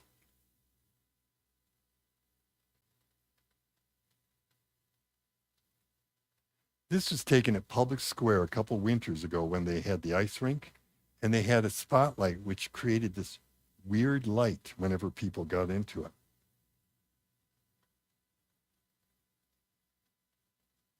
This was taken on a CPS field trip several years ago when they had the summer solstice shots at the Cuyahoga River. Most people had left, but this guy stuck around. It could be somebody in this room. Here the morning light is streaming through the flags and the balloons. This was a very, very lucky shot. I don't think this happens very often. I had no idea it was going to happen. In Hong Kong, at certain times of the year, certain times of the day, the light must stream through the glass awning of a hotel, creating a prism, which then makes rainbows.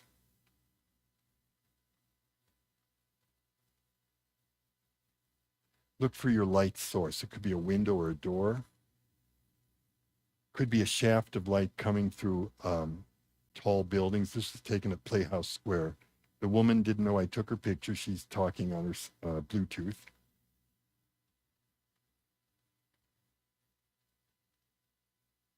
In this case, you'd think the sunlight lit up the man, and you'd only be partly correct because the sun is actually behind him. He was parked or stopped in front of a truck, and the light reflecting off the truck lit him up.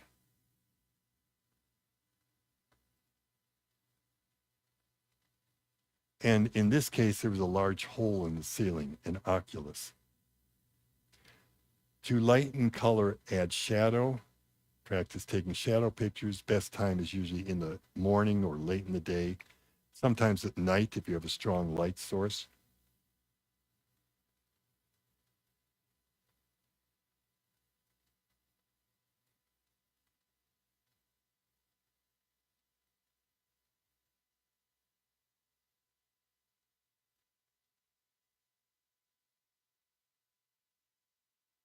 And also look to create silhouettes. If you have a really strong background of light, or if you're shooting into the sun, think about creating silhouettes. Be careful with your eyes and your camera sensor because they can be damaged by strong sunlight.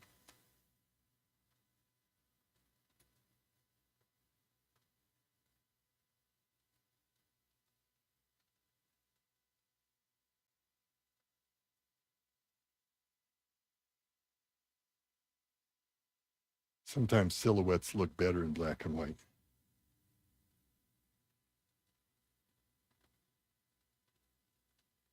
That was taken at the Terminal Tower one Christmas.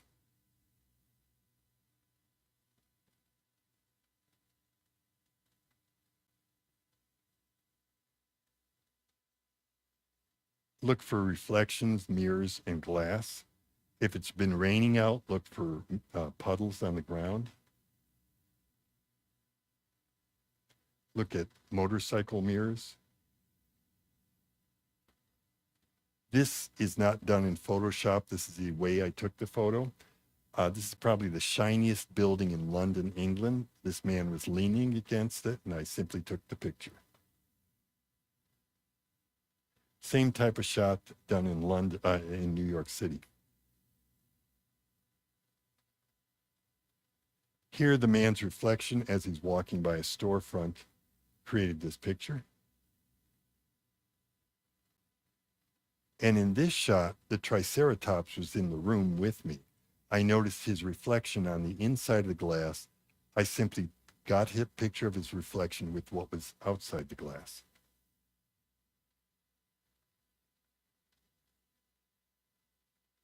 Look for repetition and mimicry in your picture. People like to see patterns. And if you can capture a pattern, that's usually a good thing.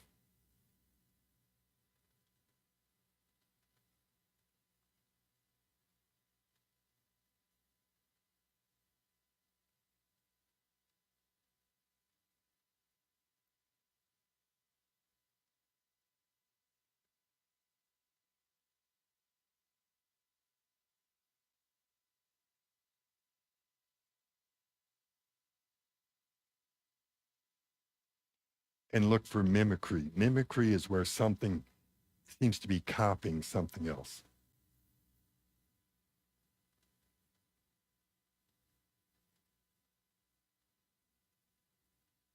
This was taken on Euclid Avenue. It started to rain. The woman put her jacket over her head. Now we have 4 headless people.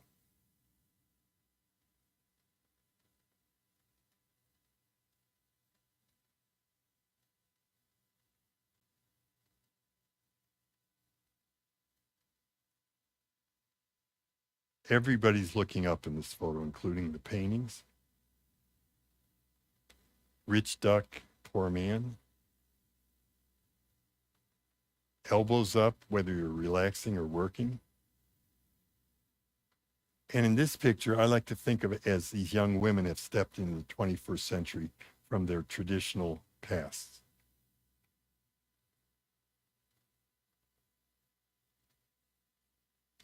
Be aware of body language, gesture, expression. You know, I like taking pictures of people's hands, see if the hands are doing anything.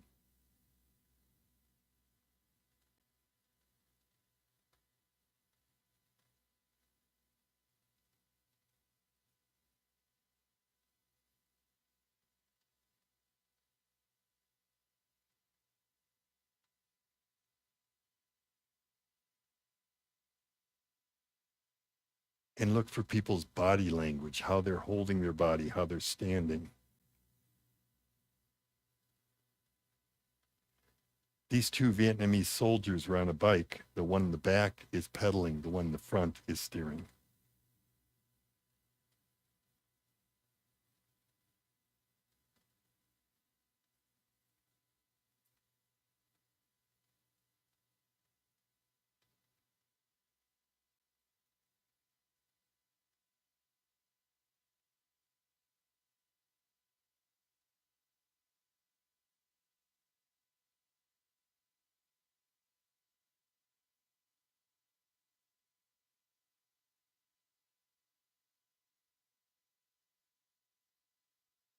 And these are a few of my ostrich pictures.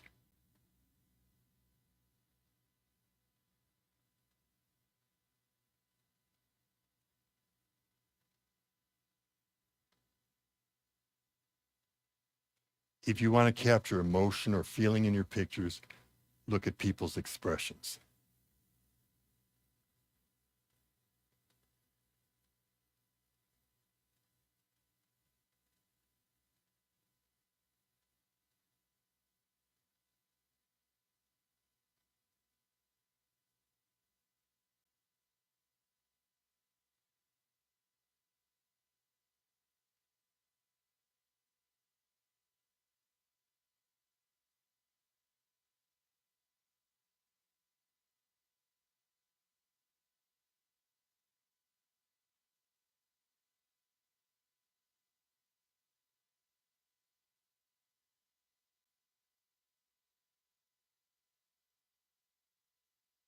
If you take these pictures, by the way, try not to let them know you're taking them because you don't want to interrupt their expression. You don't want them to turn to you and put on that photographic smile.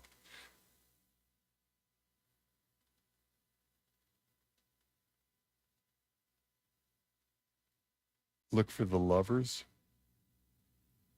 Sometimes love is blind.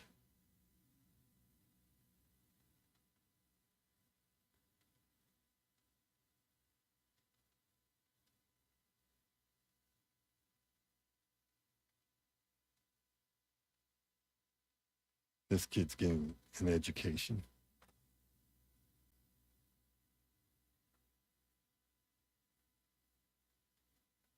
And then if you can add action or movement, look also at sports for your pictures.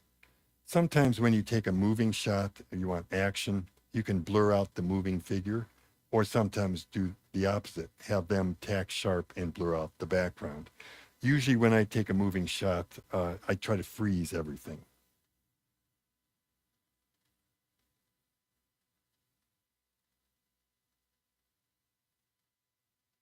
The most common movement would be walking, then running.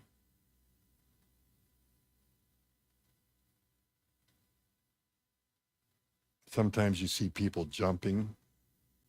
This is a class in a field trip in Spain. They were all jumping.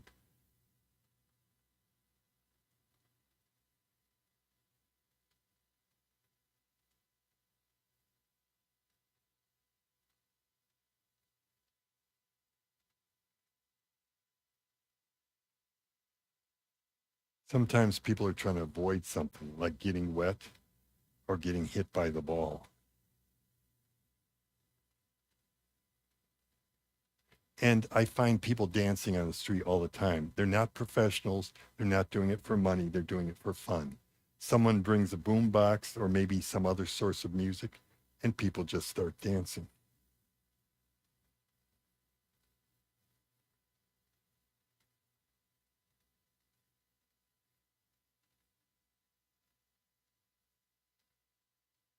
And look for gymnastics and sports, but don't go to the gym. Don't go to the arena or the stadium for this. These are people having fun or just practicing outside.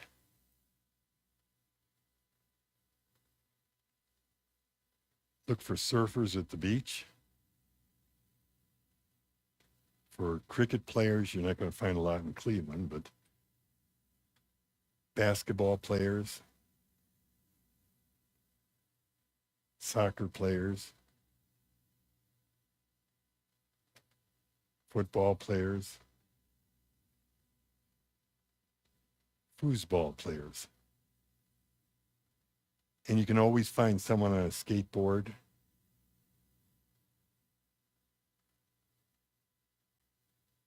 or maybe on a scooter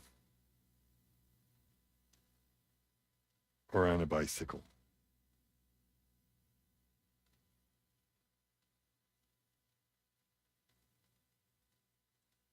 If you're shy about taking photos of people, look for street performers. They're happy to have their picture taken. Usually they encourage it. If their act is good, make sure you give them a tip. Unfortunately, in Cleveland area, unless there's a special festival or fair or something, we don't see a lot of street performers. So you may have to go somewhere else to get these shots.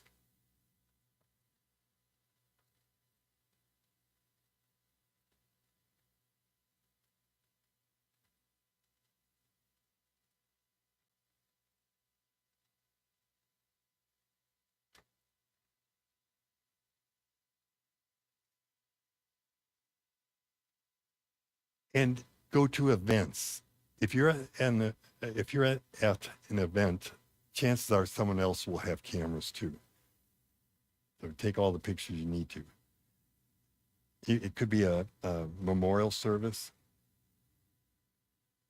speech by the president of Lithuania, a drunken bachelor party that spills out into the street. Could be beauty school graduates who are displaying their talents, a bar mitzvah parade, the 70th anniversary of the founding of Israel. Could be an air show, but don't just take pictures of the airplanes up close.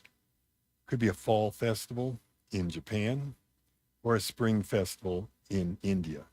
And by the time I took these pictures, I was completely covered with paint.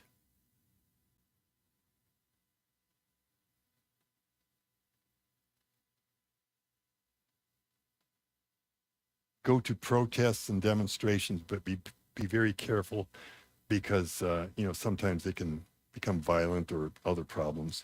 This is a protest against Iran that was taking place in Germany.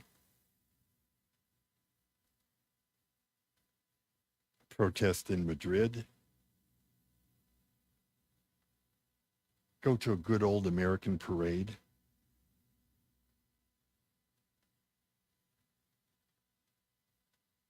And a not so good American parade. This is the parade they held for the Browns after a perfect season. 0 wins.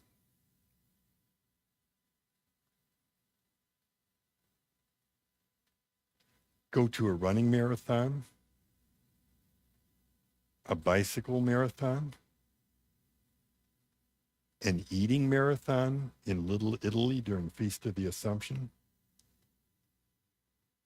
hamburger eating competition in Akron, the International Yo-Yo competition in Cleveland, Parade the Circle,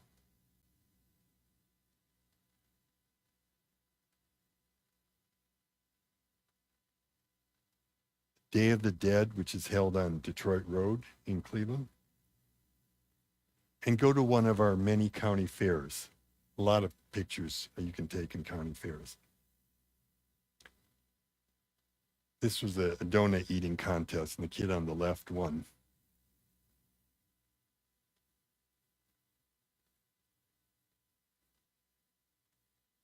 And just an hour drive south of us is the rodeo in Burbank, Ohio, that's held every summer, several months during the summer. But don't just take pictures of what's happening in the arena. Turn your camera to the crowd. This Amish man was getting his licks in before his ice cream melted. It was a very hot day. And I have no idea what's happening in this next picture, except that the crowd really loved it.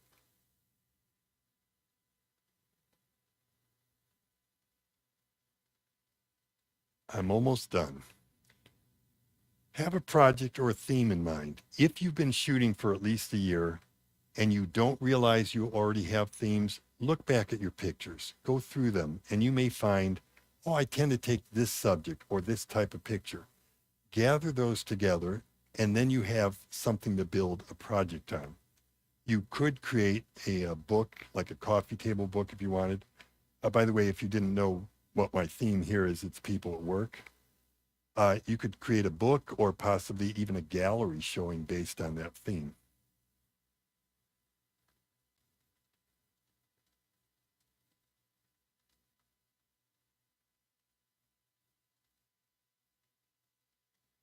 I often have more than one theme also.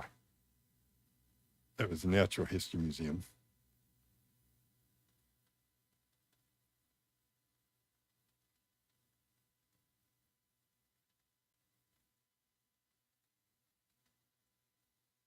This woman was working really hard. She put even more bricks on her head. These guys aren't working that hard. And this last guy's not working at all. Now, like I said, you can have more than one theme going on. You probably should.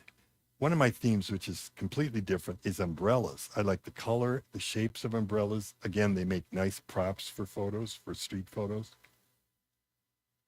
It's also a reason why it gets me out in the rain to shoot shots. If I fly into a city and it's going to rain all week, it doesn't bother me.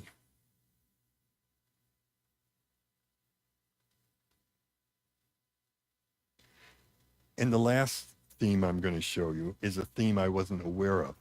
I knew I took a lot of kids' pictures, but until recently, when I was getting ready for this presentation, I didn't realize how many pictures I had of kids interacting with their parents.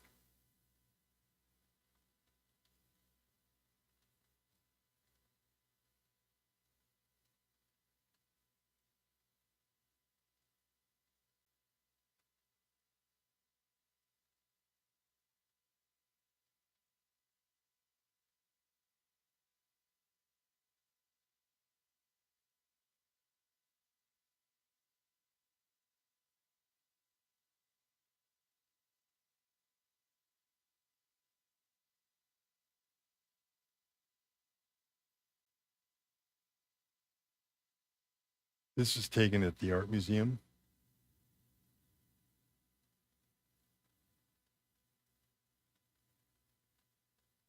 And this one at Edgewater Park. And this is my last photo. I want to thank you for attending, for watching, if you're watching on YouTube. One last word of advice. If you want to do street photography, it's very important that you be there and you be aware. Thank you.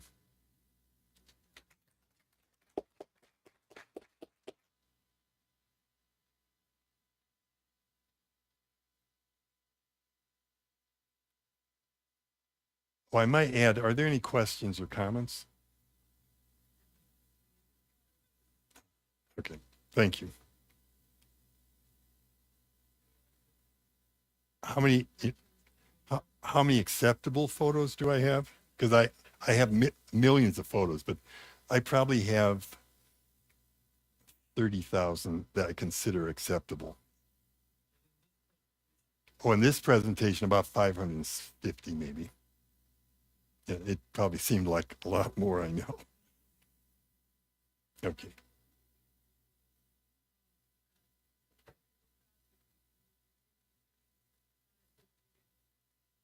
Do I take multiple shots or put it on burst mode? It depends. Oh, yeah, yeah. Do I take multiple shots? In some cases, I do. If it's an action shot, like when I showed you the man coming out of the water at the beginning, I took 3 very quick shots in a row because sometimes you need to do that, especially when you can tell someone's going to be flying or moving across the screen. But for some of the pictures, I just time it right. I take one shot. Those hip shots, those lap shots were just, I take one shot and I hope for the best. Any other questions? Thank you. Yes.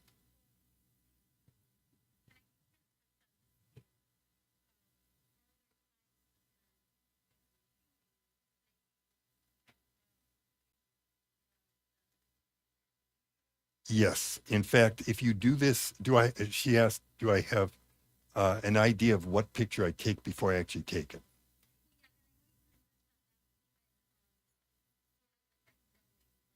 Yeah. Yeah. Do I have a feeling before I take the picture that's going to happen? And yes, when you do this enough, you start to read body language and you can start to predict. I was in Sofia, Budapest for a couple days, and I could predict when people were going to kiss. I don't know why. And they weren't holding hands or anything, but I just knew I got to get this picture. They're about to kiss. So yeah, sometimes that's why you have to go out alone. You don't want any distractions because you do sort of build up almost a psychic sense of what's going to happen. Yeah.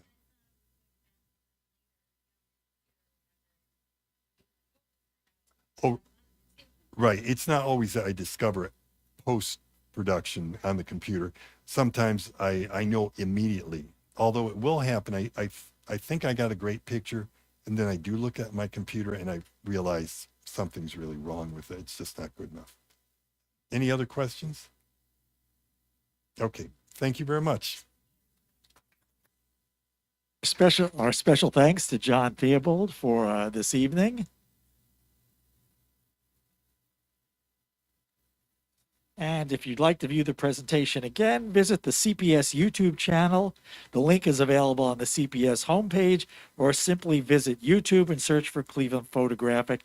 And also, please send us your feedback at info@clevelandphoto.org. Thank you very much, and good evening.